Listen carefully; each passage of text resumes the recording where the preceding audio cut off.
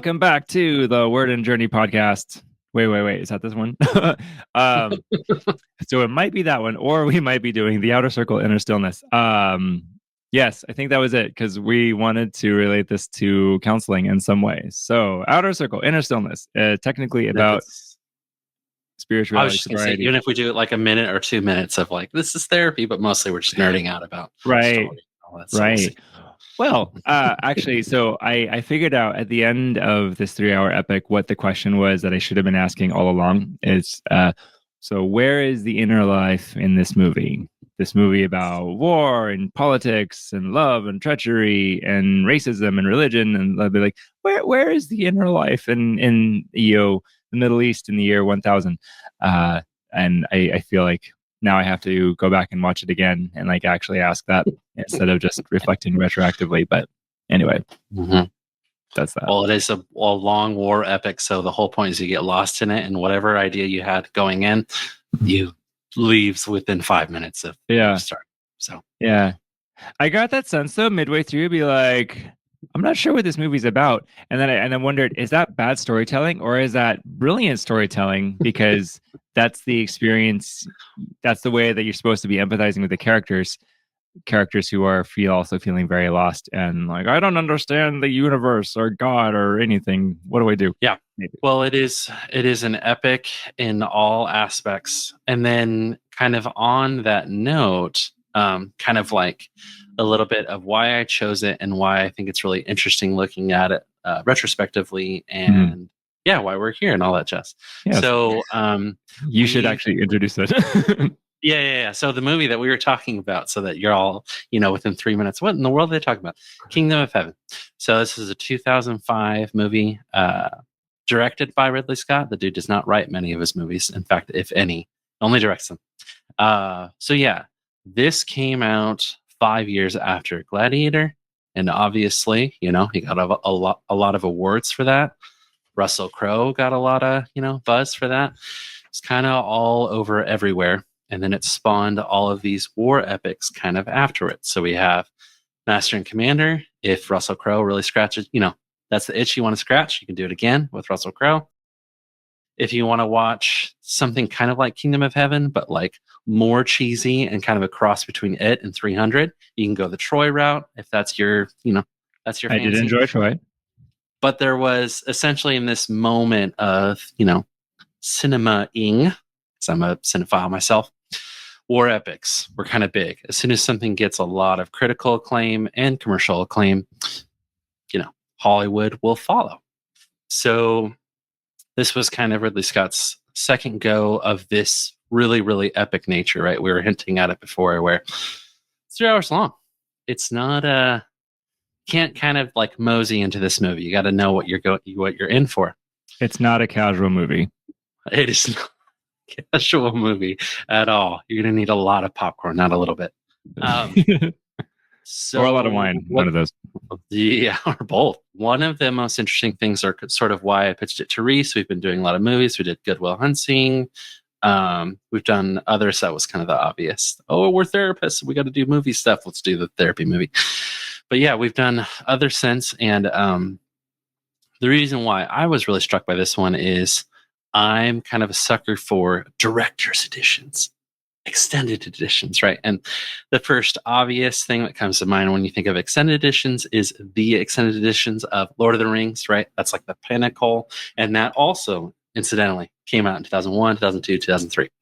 So in a lot of ways, Lord of the Rings is sort of like a war epic and a fantasy movie. It was essentially doing both those things at the same time.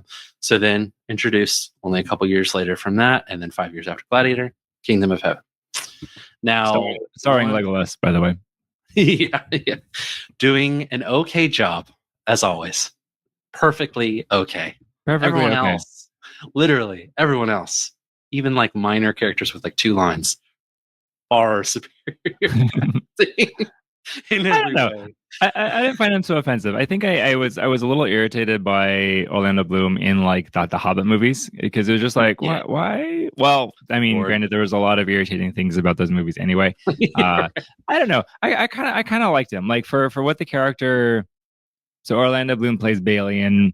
defender of Jerusalem. He starts as a blacksmith, ends up as pretty much running the show in the Middle East. And so that's his hero's journey. By the way, spoilers. But for the character that he was like supposed to be this paragon of like peace and idealism, and I'm the anti-knight. I don't know, his gentleish demeanor. I don't know. I felt like that kind of worked. He was very standoutish in a very harsh environment, a very harsh world. Like, you know, his. I mean, even the sound of his voice is just like very like gentle and soothing, and I can't have a harsh edge about me anywhere. So I don't know. It kind of worked for me. So he doesn't not work for me. To be fair, I think that you're right insofar as like it's probably his best movie and his best acting in a movie for sure. And I think it's kind of because the writing really helps him out, and he just has a lot to work with the other characters, which, oh my goodness, we will get into that. But yeah, so essentially this came out, like I was saying, 2005. And as is often the case in the movie-going experience, when you're in a theater, you don't necessarily want to go to the theater and watch a 3-hour movie. Now, I would, like, I'm crazy, but like most people don't want to do that, right? There's, you got to go to the bathroom at a certain point. Do you have the energy for it, right? Like, there's these logistical concerns of when you find yourself in a theater and you're probably wanting to sign up for something that's minimum 90, maximum 150 minutes, somewhere around there, right? So what happened with this movie is that the theatrical cut out 25% of what was filmed for the story. 45 minutes snipped. And so what happened was it was kind of like one of those movies where it came and it went. It did okay in the box office. It did okay critically. People were like, oh yeah, it's like Gladiator. It's just not as good, right? And that's honestly a fairly apt judgment for when you get rid of 45 minutes of a story. And the thing that I had sent you yesterday, they talked about how the editor, she was describing that instead of having to remove the action scenes, which again, you're going to a theater, right? You want to see those action scenes. Instead, they had to edit out character scenes. So when you have a movie like that, you just invariably are not going to connect. Anyway, it kind of, came out, did its spiel. Again, this is before streaming. This is before the marvelization of cinema, all that jazz, all that kind of stuff. You would go into a movie because, oh, it has Liam Neeson. Oh, it's Ridley Scott. That was sort of the buzz around it. And then it came and then it left. Didn't really make a major mark, right? But what happened is that Ridley Scott was upset to begin with, right? You cut out 25% of what he had in mind when he was making a story. Rhys and I are both creatives. If we were writing our story and, an editor or whoever it might be was like, get rid of 25%, that'd be hard. It's painful. I'm like, I need all of those scenes. I need all of those words. I need to say it just this way. Gosh. Yes. And so essentially, he came out with a director's cut at a later time, not a whole lot of buzz. And even now it's not majorly known that there's another version of this story. But I was an impressionable kid when Gladiator came out. I was far too young probably to be watching it, but I really liked it. So when I saw that there was a different version of his next movie, Kingdom of Heaven, I was like, oh, let's give it a whirl. This is a hot take, but when it's at this 3-hour mark, I like it more than Gladiator. We'll talk about it, and I'm sure that it has to do with a lot of what it says about religion, both of us being people of faith. That's probably why I have a proclivity of really enjoying it. But it really has this kind of like Lawrence of Arabia epic feel, like you get lost in it. And there's something about a story that, for lack of a better way to explain it, is just really big. Yeah. When they're really big, it feels like they always have a lot to say. And sometimes that can be a bad thing. Like we were talking about the Hobbit movies from before, where there's too much going on. You're stretching something way too much, but this is not an example of that. But anyway, been talking a lot. Yeah. Perhaps could I drop in a brief narration? Okay, so the narration again. So this is a homeschooling tool that I've learned as many kids are learning to read, and the task is they read it and then they narrate it back best they understand it, uncensored. And the idea is to begin to teach them to engage back with the story and not just passively take it in. So, and also this is how I can summarize for you briefly. Here's what we're talking about. So here we are, mid 10th century or so. Crusade era. We start with Balian, the village blacksmith in France. That's Orlando Bloom. His wife has just died of suicide following the birth of their unborn child. And along comes a troop of knights. Turns out one of them is his long lost father. That's Liam Neeson's character. So some drama happens. Balian ends up going with Godfrey. Godfrey is Liam Neeson. Going with them toward the Middle East. He starts knight training, sword training a little bit. Godfrey doesn't make it. More drama. Balian ends up showing up in the Middle East. He has a sword fight encounter with a couple of Arabs, kills one, spares the life of the other. That becomes important later. And from there, it's a series of... So there's a stretch of story where Balian is now getting to know, here's the lay of the land, here's the local nobles, here's the king, he's the leper king, his sister Sibylla and her husband Guy de Montaigne. You have to correct me on the name. Guy. Yeah, Guy's kind of a jerk. And he makes friends with the king. He makes really good friends with Sibylla. He inherits his father's patch of earth, his father's castle, starts to cultivate it and to tend it. There's a lot of political unrest because it's the Crusaders. They want to retake Jerusalem, and the Muslims also want Jerusalem. And so there are those like the leper king who are wanting to preserve peace, and there's others like some of the Crusaders and some of the Muslims who are wanting war. Some drama happens. They get their inciting incident, and so the Crusaders go off to try to attack Saladin. They lose terribly, and then the understanding is, well, now Saladin, he's going to come back for, I forget the name of the castle. I think it's the one in Jerusalem itself, and that's where Balian is. Karak, yeah, and that's the one where Balian is at the time. And so then the buildup is now Balian and Sibylla and a handful of knights, peasant knights, are now holed up in Jerusalem, trying to defend it against the Muslim horde, and then they have their way of how they resolve that at the end. And another thread in there, when Balian is first going to Jerusalem, he's not really going for war so much as to try to find forgiveness. And so I know one of the threads we're going to pick up is like, well, what's the value of like holy places? Because he goes to Jerusalem, this holy place, and it's kind of an underwhelming experience for him. What's the deal there?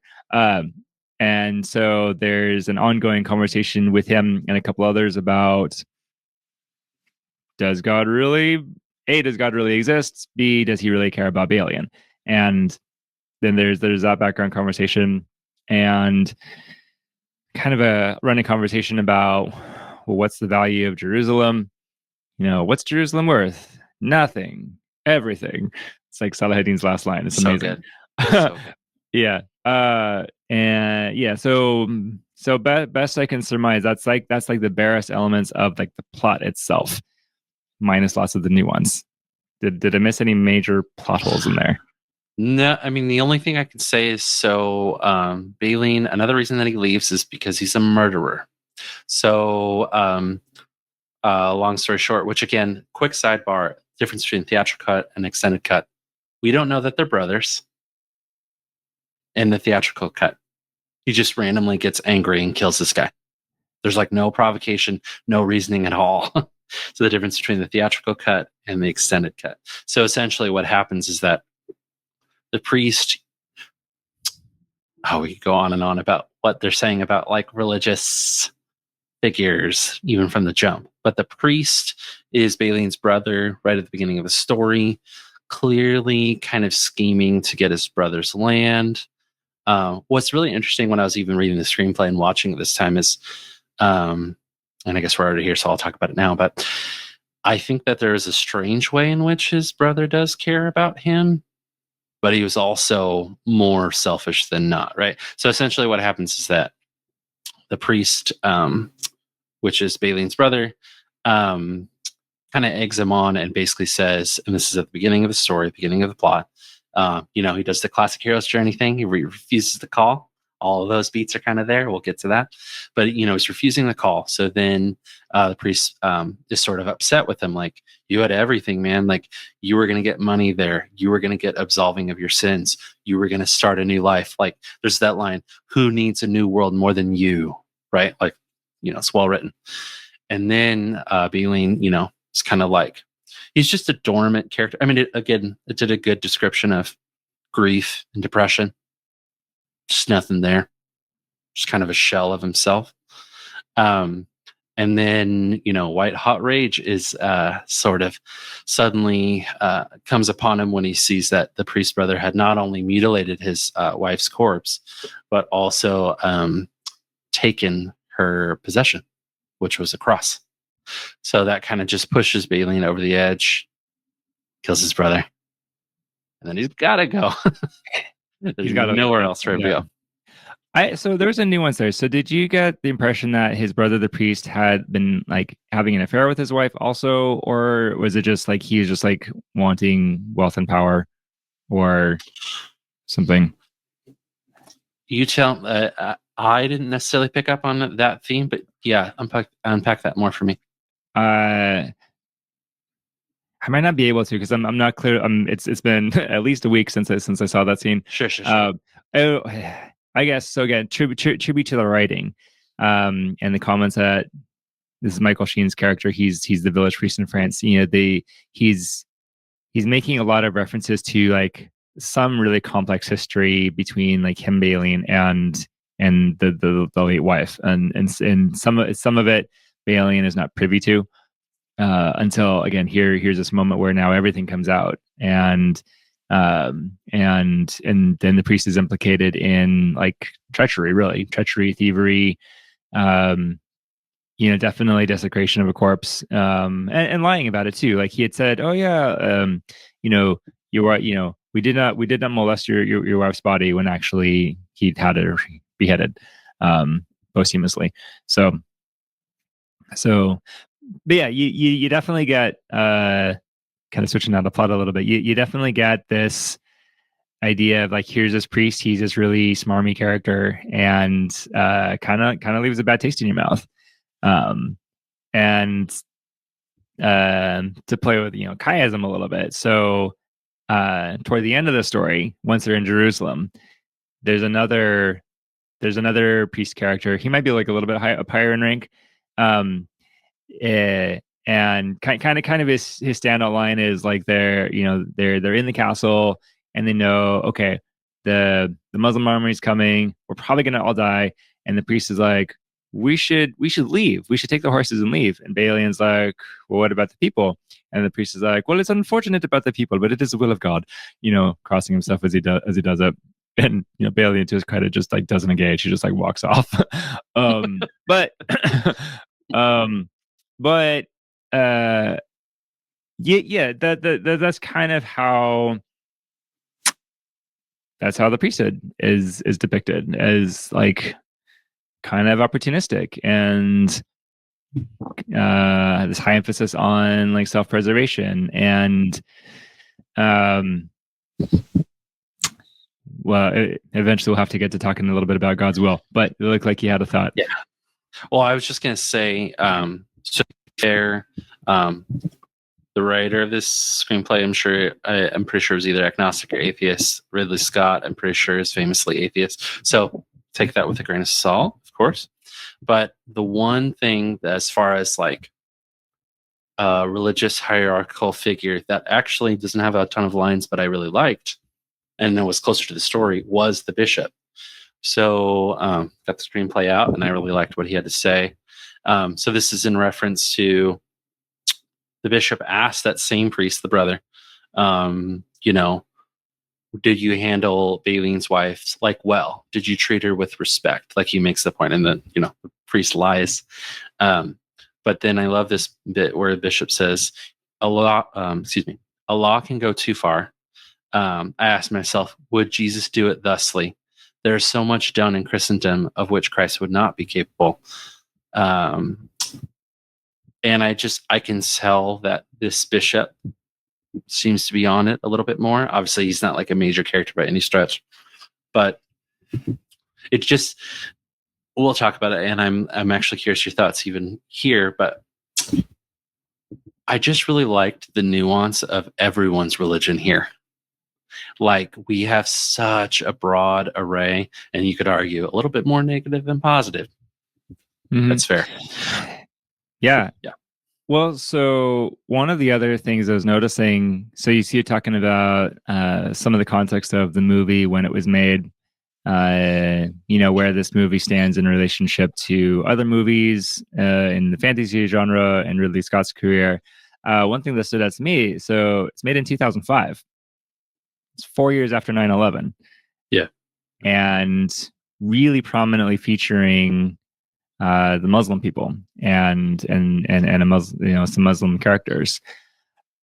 And per my sensibility, not in a bad light either. Like, comparing and contrasting, like how they portrayed Salahuddin. He's the leader of the Muslim armies. Like him compared to Guy, for example, or some of the other Crusaders. You have to remind me Brendan Gleeson's character's name. Renaud, yeah. So I mean, comparing and contrasting those, I mean, you see, technically Salahuddin's the bad guy, but he's respectable, he's calm, he's composed, he's precise, he's respectful even of his enemies, and Alexander Siddig's character, Dr. Bashir, who turns out he shows up in this one too.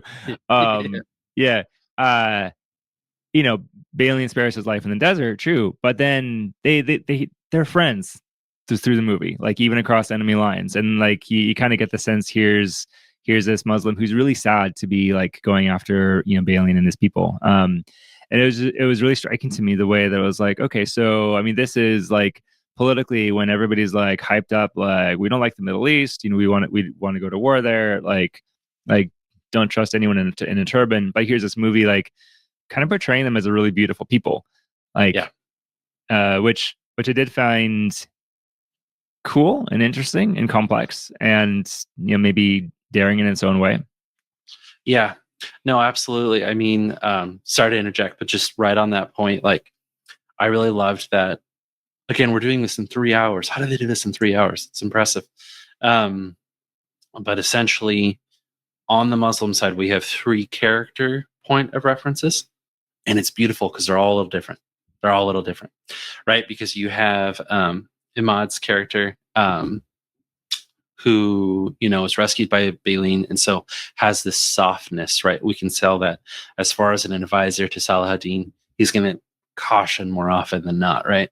And then you have what would be more of the archetypal for that time and even ongoing, sort of prejudice and assumptions around Islam, the one that's a little bit more adjacent to jihad or adjacent to. And just a quick adding some historical context. So it is true historically, and they referenced it in the movie as well, but 100 years prior, the then form of, I think it was more Western or Latin Christians that took at that time. I'm not 100% certain. It's made me a little bit more curious about the history. But anyway, they took Jerusalem and they did indeed slaughter almost everyone that was there. And so they referenced that in the story, right? And so even that, like the more radical Islamic figure, he's kind of referencing that. They did this. Like you promised me because they did this. And it's not like, I just hate them because I'm evil. Like he is more like, they did this to us, we need to do it back, right? And then Saladin, which again, he's so fleshed out. He's such a presence. It's just like you're saying, they could have so easily 4 years after 9/11 made it more cartoonish, but they didn't. They really fleshed them out, which I really appreciated. Yeah, they really let everybody be human and raw and full of their passions. But there's a sense too. I mean, because a lot of the story is in reference to here's this thing that happened 100 years ago. We could say it's a story about intergenerational trauma. Both sides have just been butchering each other for a long time. There's one line someone says, oh, how does he describe it? Earlier in the movie, I think Balian's asking one of the soldiers about like which war he fought against, and he's like, "Oh, one lord against another on a point which cannot be remembered." And just like we've been fighting, and like at the infantry level, we almost don't even know why or care. But so to this exploration around what is religion in this show, it's. So watching this as an Orthodox Christian who would venture to say takes his faith kind of seriously, it's an uncomfortable movie to watch in that sense. To be fair, like I would say, like any conversation around the Crusades is really uncomfortable because it was a really bad time, and it was a time when like people did horrendous things in the name of God. We could say maybe on both sides, but like, I mean, but we could take ownership of like the Christendom side. Like, I mean, we did really bad things, and it's not the only time that's happened. It's just the time that's in the movie. So it's uncomfortable. It's uncomfortable to watch, these priest characters we mentioned be really slimy characters. It's a really uncomfortable to watch, the knights and their red crosses being like, God wills it. Let's go kill them all. Because we're just like, we know that's not the way of Jesus. Right. Like we know that, and I think a lot of people know that. And at the time, and at other times too, like that just gets blown over because passions are big, desires are big, fears are big, greed is big, things like that. So yeah, it's not very flattering of Christian people at all. And maybe we earn that for ourselves. I mean, hopefully not. Hopefully, we're not still earning that. But at that time, we kind of did, in a way. So that's a hard thing. It's a hard thing to sit with and to reckon with. And it's probably worth showing up in film a little bit. Is be like, yeah, like same way. I mean, same way we remember the Holocaust. Like, I mean, I can't imagine. I'd be curious to talk to a German about all of these movies about the Holocaust. I mean, I can't imagine they find that flattering. Okay, you can say something about that. But like it's also like, well, I mean, we kind of do need to remember that. Hopefully somebody will learn from that. But anyway, I don't know what are you thinking or feeling about that? Yeah, I mean, I think that I've always been someone where, and I myself identify as Christian, and I think I feel it's so important to be as truthful as possible. And I think that the reason why, like you're saying, it's an important movie or important story to look at is, it is the truth of what happened all these years ago, right? And where are we still seeing this play out, right? Even hundreds of years later. What can we learn from that? In what ways have we as a culture veered more toward a certain kind of faith, a certain kind of Christ following that has led to that kind of retribution, right? That has led to that kind of violence, that kind of, obviously you and I can both say clearly not very Christ-like. But on that note, there were some characters that said some excellent things about faith, good faith. Mm-hmm. Mm-hmm. And so obviously we could say anything that comes out of David Thewlis's mouth is gold. So much. Yeah. It's excellent. And even with some of what you were saying before about just almost like the humanity of it all. I was thinking about how Jeremy Irons' character, I can't think of his name either. We'll just keep doing Tiberius. Yeah. Yes, Tiberius. Actually, I really connected to him for some reason. There was a sense in which I could really tell that he was wanting to do what's right and was incredibly jaded at the same time. And I feel like I'll just speak for myself. A lot of times I can feel that, where the cost of sometimes being as healthy and as truthful in our own sinfulness and our own struggles, right? To be Christ-like in the midst of whether it's peers or Christian spaces or however we want to frame it, right? Where it's unpopular. It can lead you to feel, again, speaking for myself, it's led me to feel jaded. It's led me to feel confused and sort of unsure. And so I just, again, you have him and then Thewlis. It's like everything he says is amazing. Mm-hmm. And even some of Godfrey's lines, about good faith, a kingdom of conscience, where there can be peace between Christian and Muslim, And then, goodness, the Leper King too. There's just so much. I think it's such a good movie about faith because it's faith, all caps, mm-hmm. The good, the bad, and the ugly. It's all mm-hmm. somehow done in 3 hours. Mm-hmm. And in its own way is not really telling you this is how to be a faith person, right? It's kind of ambiguous purpose in that regard, but I really appreciate that. Yeah.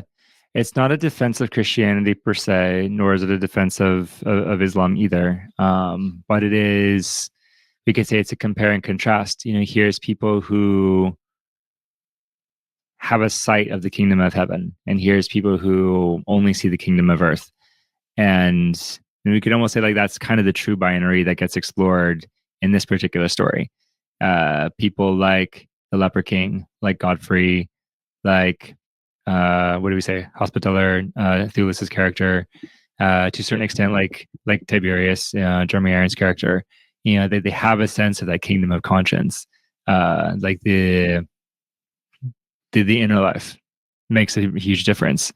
And then you've got Guy and Renal and Sibylla even, where they're very much like power, politics, manipulation, and everything. And they, it's a really stunning contrast. And you get to see, it's kind of like you kind of get to see like, okay, here's these different peoples working in these different worldviews, and they are, maybe they're wearing the same uniform, but they're radically different worldviews. And here's how those characters play out. And you decide who's the character to emulate, and which is the kingdom you have set before you today, life and death. You choose for yourself which works for you.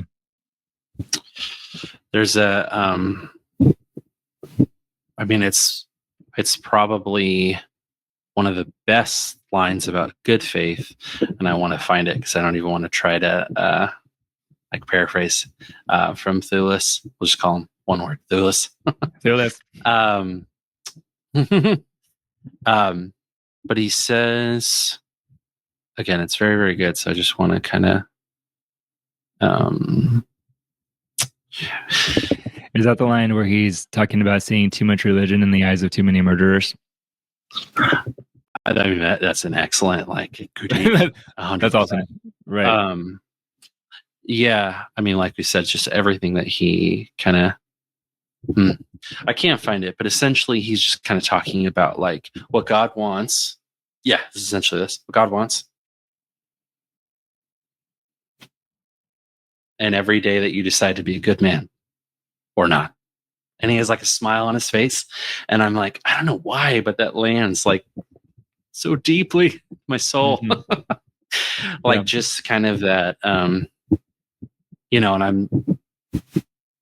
I'm sort of early in my journey of exploring if I'm potentially wanting to be Orthodox or not. But the one thing that I think I really connect with is this idea that like salvation isn't as much of a static event as it can kind of come across to be in Protestant circles, where it's every day, like every choice, right? Like it's sort of this ongoing thing. So him describing it with such razor sharp precision and the smile on his face, right? It just feels like such a holy person, but is not like condescending or holier than thou or anything like that at all. It's just answering very truthfully. Yeah. I love his character.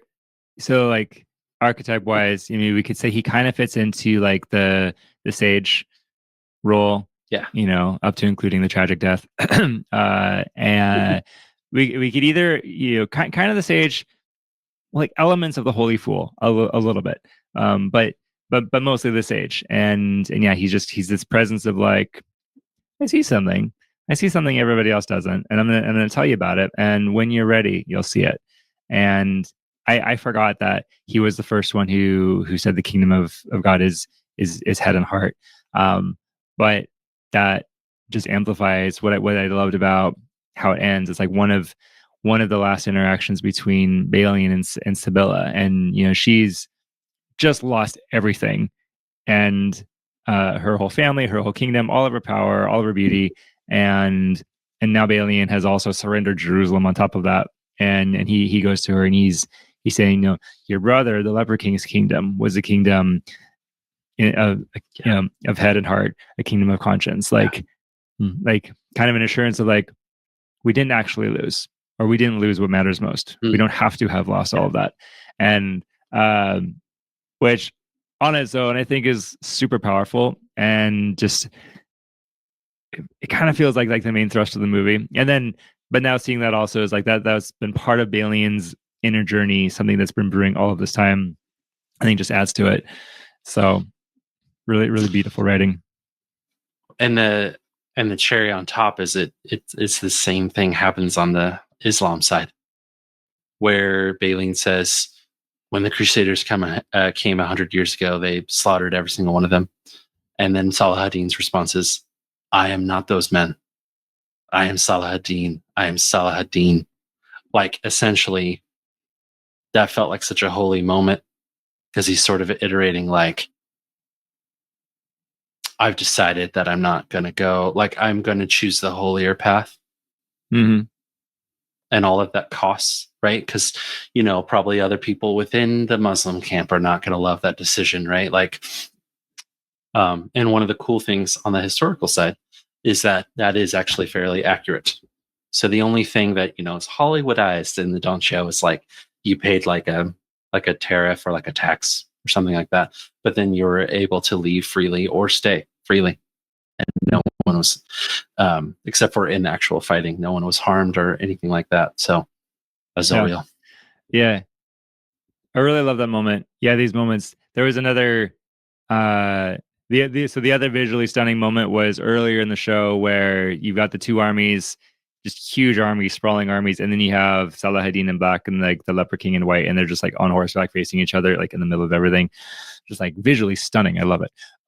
But this much more subdued moment. So now it's Balian and Salah ad-Din under a canopy, still in between their armies talking. And you're right. There's something super sacred about that moment where, they're kind of realizing like no one's gonna win here.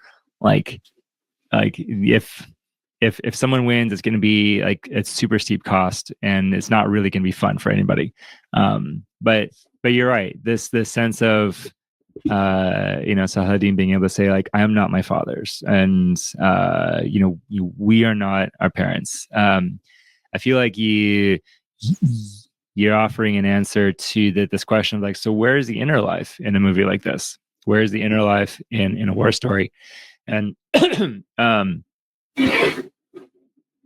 think it's here. I think it's that point of calm, that point of, we have calmed down to where we can see each other as humans, and we can see the humans we are now as separate than our trauma, separate than our culture, separate than our our wounding of each other. And in that communion, we can find a way of peace and not be beholden to the sins and traumas and wars of our forefathers and foremothers. And I mean, it's a costly place to be, a really powerful one. I don't know. What's your thought there? Yeah, I think I'm just struck. It's kind of to your point, but kind of somewhere separate. But I'm just struck by, there was a sense in which you could tell the characters that were really religious by their deference to things. So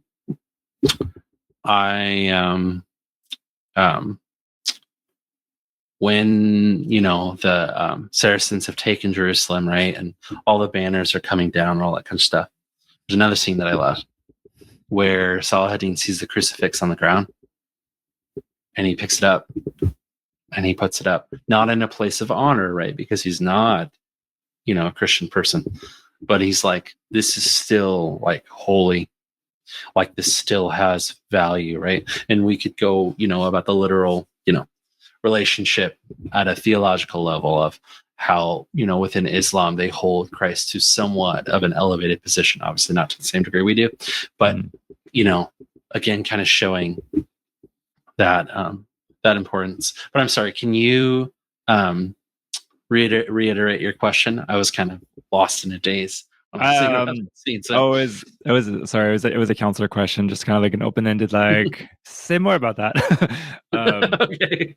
Which you did, so yeah. But Okay, I love that moment too of when he picks up the cross, and it models a kind of humanizing of the other side.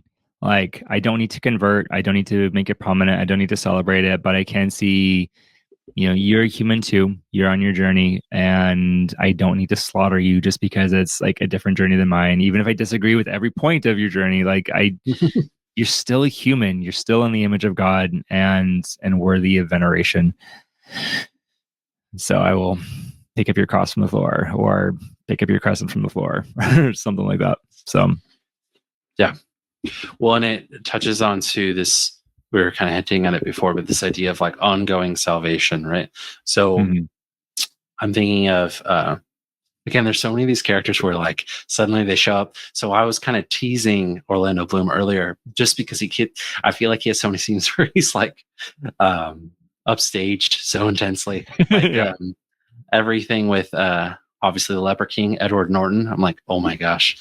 It's just, I was telling my wife, like, it's just such an example of, sometimes it's beautiful to have a character that has like 5 to 10 minutes of screen time or page length, or not a whole lot, but they're like so freaking good. They're so good. But I just love when they're playing chess, and I have the screenplay. I'm just going to read it verbatim because it's very good. A king may move a man, a father may claim a son, a man may move himself, and then the man begins his own game. Remember, however you are played, or by whom, that your soul is in your keeping. Even those who presume to play you be kings. Remember, when you answer to God, you cannot say, I was told it was thus, or that virtue was not the fashion of the time. And I'm like, oh my gosh, like. So more on where is the inner life in all of this. There's a sense of, it's this kingdom of conscience. Like, okay, so like, and he's right. Like, none of us lives in a vacuum. I mean, even you and me. I mean, we have our families, we have our employers, we have our politics, we have like a lot of things that we're beholden to, and yet, we still need to make our own choices, and we still conduct ourselves in a particular way, and have a lot of choice how we respond to it. So, yeah, that line, that idea is, I really resonate with that. And it's funny too, because I mentioned earlier that I was like, sometimes in the screenplay, the actors decide to improvise lines, because in the movie, then Norton's character says, all of that stuff, and he will say, that will not suffice. Like, he could just tell that, like, essentially emphasizing, you can't just decide again that virtue wasn't necessary in the moment, or things were different now. like just really hammering home that, like, I don't know, it's just a silly moment where I can see, like, oh, when you allow someone to embody a character, they can really feel what that character is for. And I just thought too that it was such an interesting, this idea of having a king that like knows that he's dying, and like the implications of that, some of the politics, like, my sister's got a crazy brother, he's going to be next in line, I need to get my ducks in a row. And then perhaps this is a good segue into not just the inner life, but maybe how the inner life affects the outer life. When suddenly Balian is presented with, we could do an easy thing here. We could just gut Guy and insert you. And then suddenly all that Balian had learned up to that point, from the Hospitaller, from Godfrey, from Imad, like, what are you going to do here? Because it's complex. It is really complex. And you could almost say, like, as I was watching that play out, you could almost say it was irresponsible of him to turn that down, because probably if he'd taken that offer, they could have spared the war. But so there's this idea of like, okay, so kingdom of conscience, I have to live with myself. That's also part of the inner life. I have to stay in tune with my own values and everything. And that is Balian's character. He's very idealistic and very virtuous, and he's arguably flat in that sense. Like he maintains his sense of virtue, but this moment kind of twists that a little bit, and you can get to wonder, okay, is it true virtue, or is it pride, or hubris, or we might say, is it like an acting in rigidity? Like I'm going to rigidly hold to my values regardless of how it affects everyone else, because my values suddenly are now more important than people's lives around me. Which and I don't know. I mean, it's a wonderful conundrum. Like, and I don't know. I mean, obviously, I'm not in that situation, so I can't say. But like, but I don't know. Like the choice of, like, betray your values to save a bunch of people, or be true even though it's going to be costly. Like, I don't know. It'd be like, be a little simpler if it was kind of sort of like sacrifice yourself or sacrifice everybody else. Like that's a little bit cleaner, but it's like sacrifice your inner life. Well, like, I guess in a way it's replaying kind of the classic martyr scenario from, well, I mean, throughout church history. I mean, you see it concentrated a lot in the first few centuries of persecution. You have endless lines of men and women who are told, if you just offer incense to Caesar, or offer an oblation to an idol, or just renounce your faith a little bit, we'll let you go. And there's so many stories of these people who are like, no, my inner life trumps all, and my soul is the most important thing, and like I will not compromise my soul, even though it costs my life, and in some cases even though it costs me the life of like my family, my troops, my subordinates. There's a sense of like that the inner life and the soul like should not be compromised. So there's some precedent for that, and then I guess in the way the story plays out here, I mean, that ends up working out. I mean, Balian he pulls off being able to save everybody's lives. So it kind of works out. It's just such a good examination of like, do the ends justify the means? Like at a theological level, right? We tend to, we hear that phrase and it's more like political or it's financial, and oftentimes that's where we see it expressed, obviously. Yeah. But now we're kind of exploring it in a theological way, in a in a moral way. Yeah. And then it kind of has all these wrinkles of, like we're saying. Yeah. But and it comes down to, again, though, like, what are we fighting for? Like, what's the kingdom that's really at play here? What is Jerusalem? Nothing. Everything. what is a soul?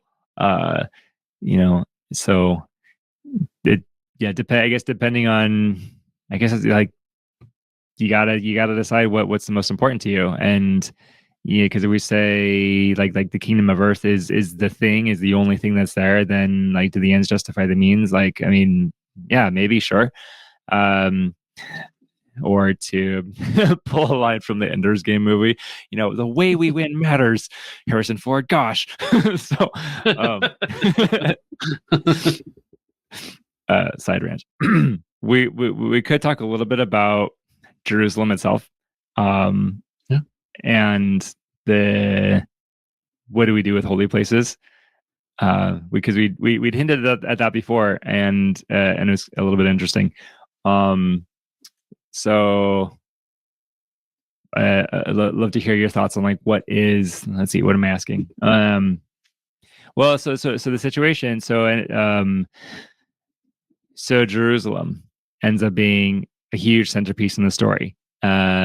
It ends up being like the prize that's being fought over. But even before then, there's a sense of here's Jerusalem, this holy city. Like you go there and God forgives you. You go there, you find forgiveness. You go there, you find God. Like you go there and like all of your spiritual dreams come true. And then like again, as it gets played out, Balian gets to Jerusalem and he finds actually like I don't feel any better about myself or any more secure in my soul. And then as you kind of see the war play out, you kind of get the sense of like this isn't really about Jerusalem, not really. So I guess it does raise this interesting question around, well, what is the value of a holy place, or is there a value to a holy place, or how should we regard these holy places? What should we or should we not expect out of them?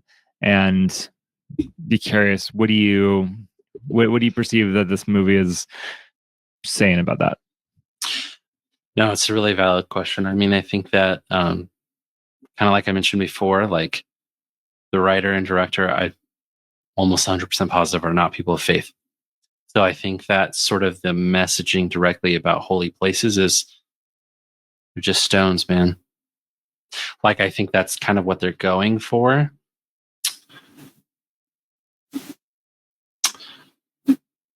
As for myself, I think that there's something to be said about like when I had finished the movie because I watched it last night. I was like, I'd be curious more about like the historical context, not only of like Christianity, but also of how history moved, how, places kind of just not deem themselves to be holy, but like got to the level that they did, right? And what I found was interesting as I was like watching this thing where the guy was talking about, the saint was here and then this broke out from there. And it seemed very reverent, like the guy did know what he was talking about. But I think that they're more than stones. There is something beautiful and profound there. But you do see the zealotry of a time in which, we don't really experience the same kind of thing here. Although one backdrop of all of this is what's actually happening in Gaza and Palestine, right? Like we don't have to go into the politics because it's so complex. But, the backdrop of as I'm watching this is I'm like, oh my gosh, some of this has been unfolding. And, it always seems at love. And is still unfolding. Right. It's still going on. But I think it's like, the better route, as is often in many cases with things, is trying to get rid of that dichotomy, trying to come someplace more to the center. There is a measure of like holiness that's present there. I mean, there are even Balian, I feel like, has some like holy thoughts and laments while he's going up there. So like he's being honest before God, right? When he's in the midst of where Christ is crucified.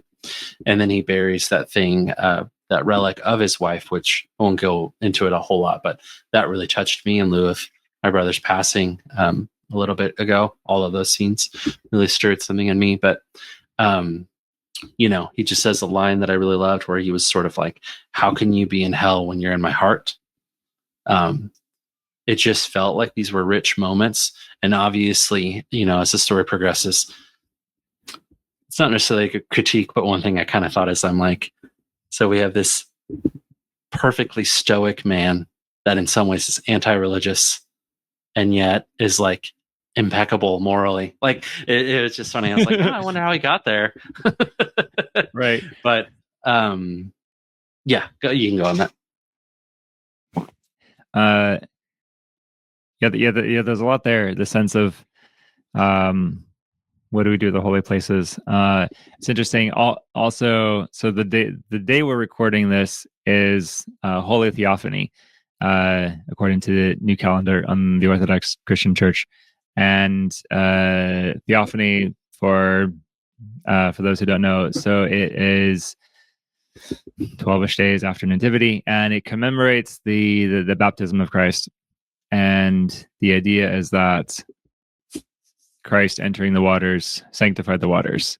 And so like he's not entering the waters to be cleansed the way that we are in holy baptism, but he himself cleanses the waters. And in doing so begins to cleanse all of material creation. And so there's a very strong sense that the salvation process, which we've talked about, is not just this static event; it's this ongoing process, and it's also not just this ethereal. Our souls get saved in some way, and they end up somewhere nice. It's very much no, your soul, your mind, your emotions, your body, the actual physical world around you becomes part of salvation. It ends up being part of why we venerate icons. So the body matters, the world matters, how we interact here matters, because salvation is not just like this distant thing. It's here. It's creating that kingdom of conscience, like kingdom of peace here on earth, and a little bit in real time now to be fully realized at some point. So you're right. Like here's a story. Here's these characters in Jerusalem, and they're not just stones. Sacred things happen there, worth remembering, and there's that lingering element of holiness, and I think that is a really real thing. And certainly you walk into any Orthodox church or any Orthodox monastery, and you'll see relics, you'll see icons, and you'll see remembrances of these holy times, these holy places. We venerate the icons like the Holy Cross, even like the chalice, which holds like the gifts, the Eucharistic gifts. Because there's a sense of like these are sacred, they are more in a way. But that balance, like you're talking about, it's not a technology, it's not magic. Like today at Theophany, it was like the indoor blessing of the waters. So priest bless the water, sprinkles everybody with holy water. There's a blessing there. We drink the holy water. There's a blessing. I have a jar in my office, like 100 feet away, of like this holy water from this morning, and I plan to, sip it throughout the year. But it's not this magical thing. It's not the sense that there's not this one-to-one, like, well, I drink holy water and all my diseases go away, or I jump in the holy pond and I am now a fresh new person.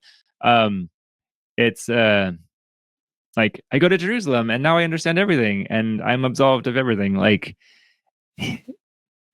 it's not quite the way you use a holy place. Like the holy places, the holy things, they're part of our journey. They point our attention somewhere, and there is blessing in them, but not really in any way that we can control. Certainly not in any way that we can subject to ourselves.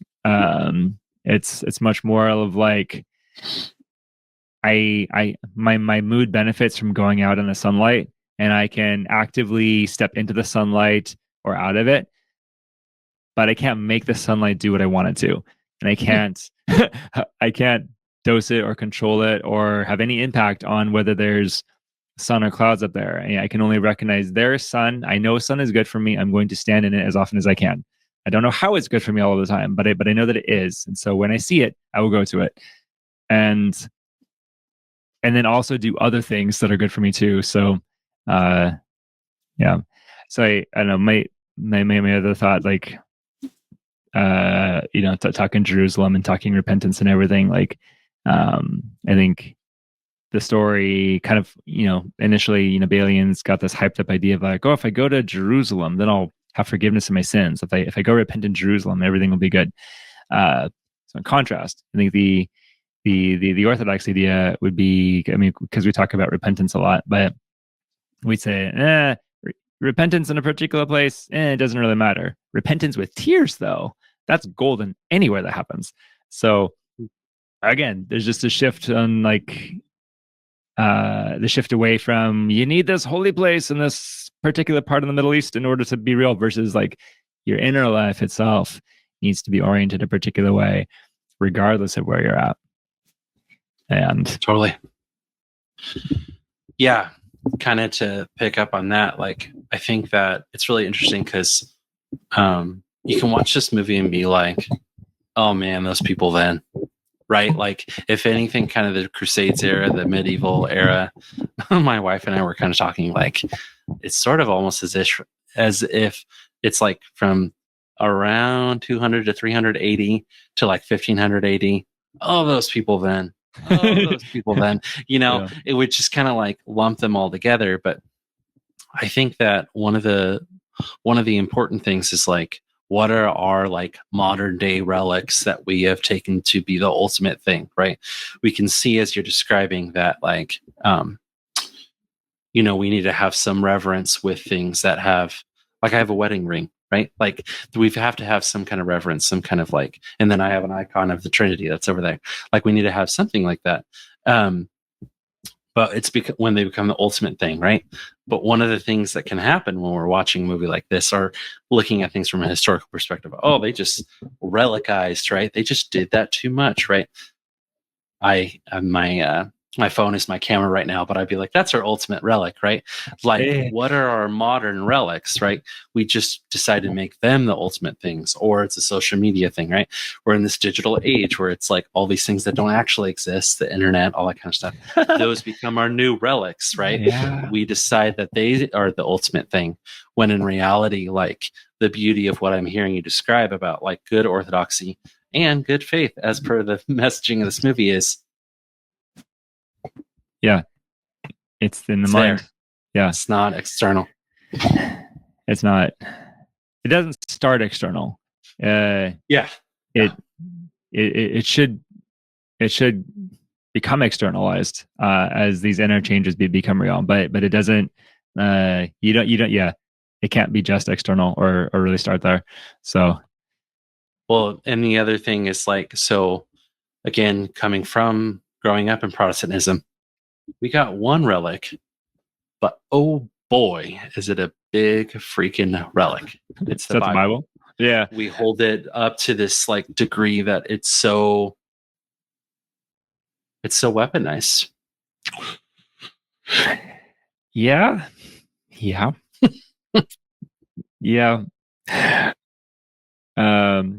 There's a whole bunch of tangents there. Like Protestant canon and how we approach it and what we think and the immutable manuscripts and goodness.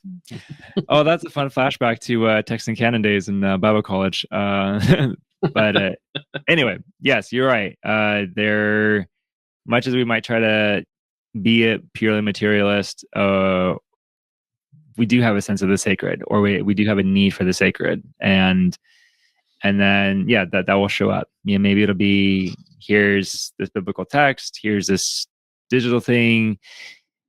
Even like, I mean, the way that I've heard some people talk about like when they would go on peaceful protests, like there's a liturgical aspect to that sometimes, or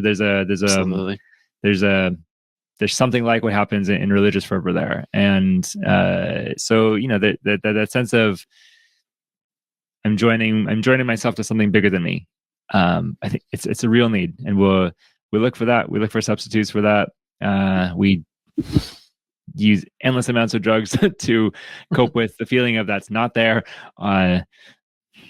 So it's I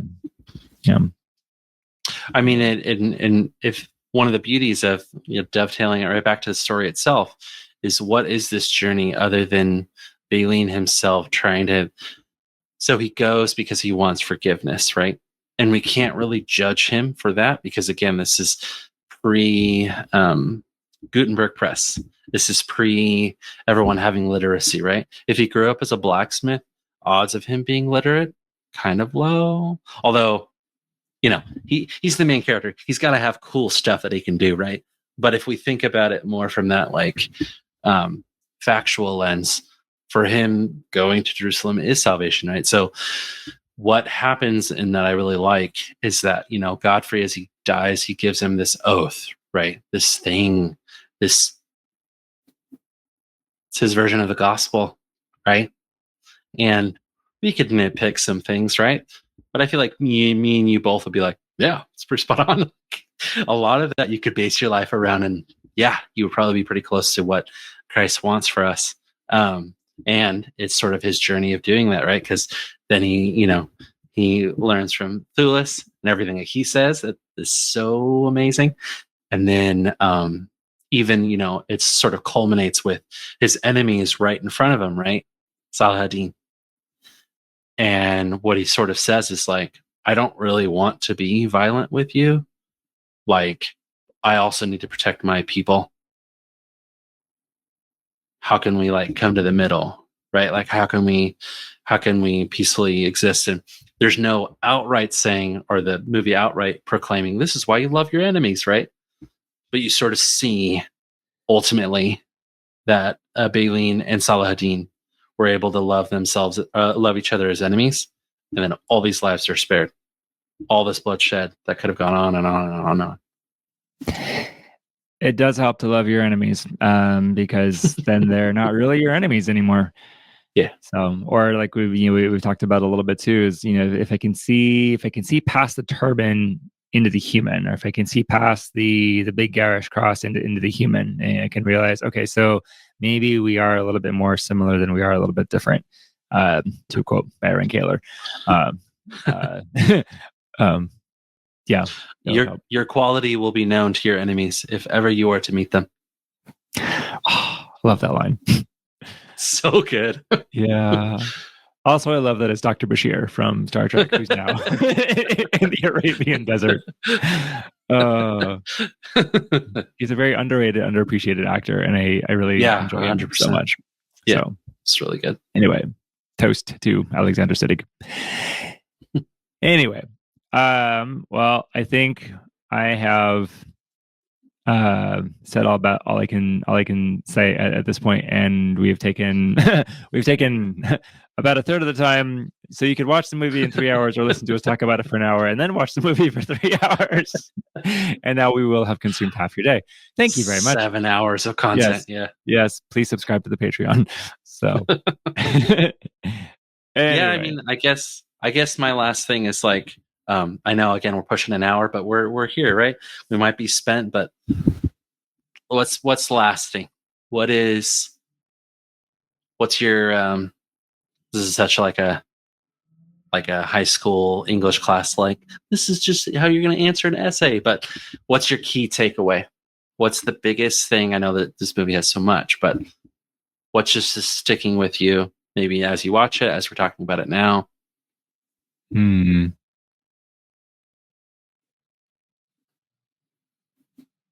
going to go with the things most worth fighting for are beneath the skin.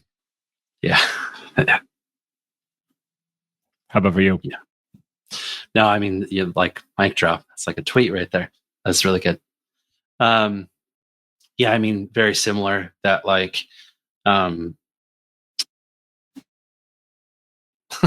some reason I'm thinking about another movie, but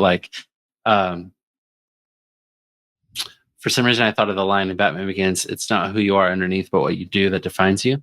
And I know that, your whole spiel is well, yes and no. I feel like, it is one of those things though, that what you do comes from inside of you. And that the biggest thing that, I think just sticks with me that I really appreciate is the way in which we treat others, how we compose ourselves. Again, it's going to matter. Like the Leper King says, you can't go before God and be oh, but it was inconvenient, or oh, that, in the best sense, the fear and trembling, it's on your conscience. Yeah. What you do. Yeah. Yeah. And I would want to emphasize that along with you is all of this stuff we talk about, faith, religion, philosophy, politics, at some point you have to physically move about in your physical world in a particular way. Yeah. And that ultimately is what determines your character and and who you are in the world. And yes, very intimately connected with your inner life. They feed into each other a whole bunch. And yeah, faith without works is dead. So you got to go live in the world a little bit, or a lot. Defend Jerusalem. Defend Jerusalem. Oh, yes. And I am the blacksmith. So. That's right. Yeah. Such a great way to end. So anyway, I will thank you, Caleb, so much for bringing this movie back to my attention. I did not know that there was a director's cut until you mentioned it, and I'm now very thankful to have been exposed to it. It was thrilling. So yes, feel free to recommend a movie to me anytime. So well, and I mean, our next one we will collab, right? We've gone in a route where we both cited Good Will Hunting, and then I picked the namesake, and I was like, it's the name, the namesake, and then I picked this one. So next time we do this, we will both collab on something. We will collab on something. It'll be good. Yeah. Yes. All right. Yeah. Well, thank you again, folks, for listening. If you would remember us at patreon.com/outer circle with some dollars, some shares, as well as this podcast shows up on Apple, on Spotify, and on YouTube, Outer Circle Inner Stillness. Please do the routine, like, rate, review, share, all of that. And you can visit me also at newpatterncounseling.com for all your counseling services all in one spot. And Caleb Keller can be found at Caleb Keller Counseling, plc.net. Okay. And you do want to find him. He's great. He'll make your life better in many ways. So, all right. Well, that's it for now. We'll be back soon. And peace to everyone and their pets. Goodbye.